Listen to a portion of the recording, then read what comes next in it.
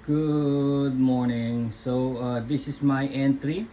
So magki-Christmas na sa malapit na next month. So meron kaming show sa Centro Leona Galleria dito sa may Ipil Street. It's actually part of the Infant Jesus Academy. Seniors, I believe it's the senior department, senior high. So nandun yung gallery. So kaibigan namin si attorney Eric Malyonga na isang avid art lover at meron siyang marami siyang art doon. Siyempre of course he's also an art critic, so napakahilig niya sa art and ine-expose niya ang art sa iba-ibang parte ng mundo, pati sa mga ambassadors and mga personalities, no? Politicians, artists. So na-expose lahat ng art niya. Bisitahin nyo ang Centro Leona Galleria at ang tema ngayon ay ang tinatawag na Sabsaban or the Manger. The Manger kung saan pinanganak si Infant Jesus. Yun ang tema. In Tagalog is Sabsaban 2025. So yung itong show na to will run from November to January 2026. So ang opening ay sa November 8. So you will see this art there. So this is my interpretation of the Sabsaban. So firstly, I concentrated on the Infant Jesus. Infant Jesus. Of course, when you see it, the fragility and the purity of the baby Jesus. Pero alam naman natin na nandito siya sa mundo to redeem our sins, no, for our salvation. So nandoon na rin yung parang metal rod sa likod, nilagay ko metal rods, 2 metal rods na para siyang crucifix. Of course, alam naman natin na ang salvation at crucifixion ay intertwined, no? Alam natin kasi alam na natin sa Bible, and of course ni-reveal yan sa kanila na may darating na Savior na ipapadala sa mundo. So alam na natin yan, alam na natin ang kwento in advance. Tapos kaya intertwined siya, pero ang ginamit ko imbis na hay, usually is hay, di ba? Ang ginamit ko ay wires, so copper wires from the 70s yan, pati yung mga brass holders. That is from the 70s. That's a chandelier in the 70s. So yung mga brass na yan. And of course, it looks like a key, no? A key to, of course, key to paradise. Because our salvation is our key to paradise, according to the book of Matthew. Key to heaven.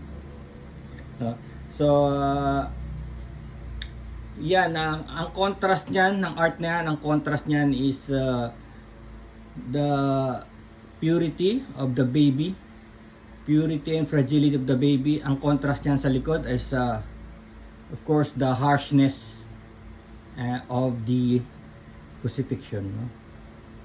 These are intertwined for our salvation. So yan, ngayon, bakit nagtatanong siguro yung iba, bakit si Infant Jesus lang kinoncentrate ko? Of course, maraming tao doon. Andun si Mother Mary and Joseph, and of course the three kings nandun sila, tsaka kung sino-sino pa yung mga kapwa shepherd din, no? So ito, dun sa kaliwat kanan may mga holders. This one, left and right. Ayan, left and right. So that completes the family. Whoever's holding those handles will complete the family. Kung hawak mo yung kaliwa, you may be the epitome of Mary, or on the right is the epitome of Joseph, or the epitome of the three kings, no? Or the symbolism or the spirit. Siyempre, sinasabuhay natin yung mga mababait na tao sa Bible. So that's why part tayo ng art na yan. Kaya may holder or stewardship sa kaliwat kanan, and down below here is the key. So yan ang essence ng aking art that I will call Infant Jesus. I will call it Infant Jesus, named after the school. The school Infant Jesus, where dun siya may show.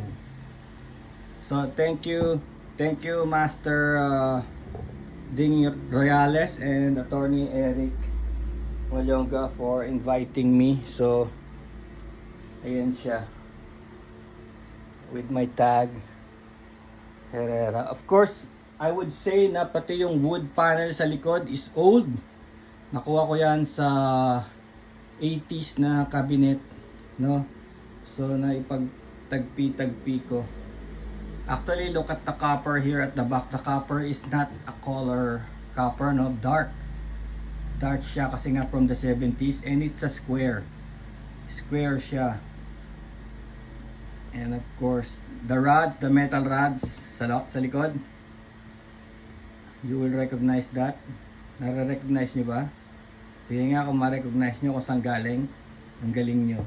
Kung saan galing yung metal rods na parang cross sa likod, hulaan nyo nga kung saan galing. Yun. Okay. See you at the show, ha? Okay, be there. I'll be there on November 8. See you there. Okay? Sa November 4, pupunta ako doon para tulungan si Master Ding Royales na i-set up to at yung iba pang art. Okay? Of course, ang mga art doon ay hindi lang assemblance ang tawag dito eh, yung mga dikit mo yung mga found objects, no? Meron ding painting, of course, watercolor and acrylic and what you call this, kung ano-ano, may epoxy, no? Maraming klaseng art. Isa lang ang tema, it is the Sabsaban or the manger. Merry Christmas to all. Okay? See you there. Bye.